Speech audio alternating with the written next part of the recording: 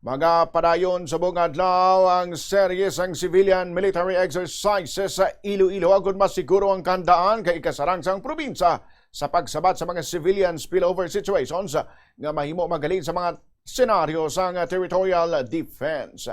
Ining una nga interagency territorial defense operations exercise sa Visayas nga ginapangunahan sa Iloilo Provincial Disaster Risk Reduction and Management Council kag sang Joint Task Force peers sang Armed Forces of the Philippines. Kapin sa 1,000 ka mga partisipante ang nagupod sa dako nga simulation nga ginalakipan sa mga katapos sa militar, kapulisan, mga local government units kag mga emergency responders.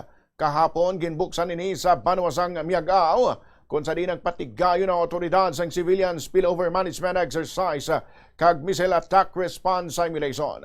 Magaparin ini subong adlaw sa Banwasang San Joaquin kung sa din pangunahan sa militar ang simulated coastal defense kag anti-infiltration operations. Ini nga mga aktibidad ginpatigayon agud malantaw kung paano nagakoordinar ang mga ahensya sang gobyerno, mga responders kag mga partner groups sa tion sang krisis.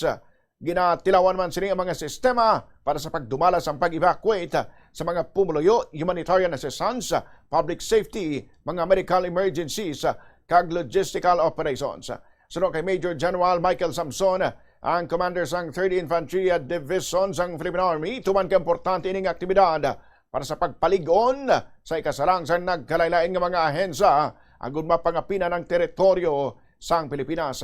Ining exercises hindi lamang para sa mga senaryo nga may kangtanan sa kinagamo kun inaway, kundi makabulig man sa militar sa pagpaligon sa mga mekanismo sang koordinasyon sa tion sang mga natural nga kalamidad, pareho sang linog kag tsunami. This activity marks another significant step in strengthening our collective preparedness and enhancing our capability to respond to the evolving security challenges of our time. We gathered with a common purpose to ensure that our communities, our institutions, and our nation remain prepared for any threat that may confront us.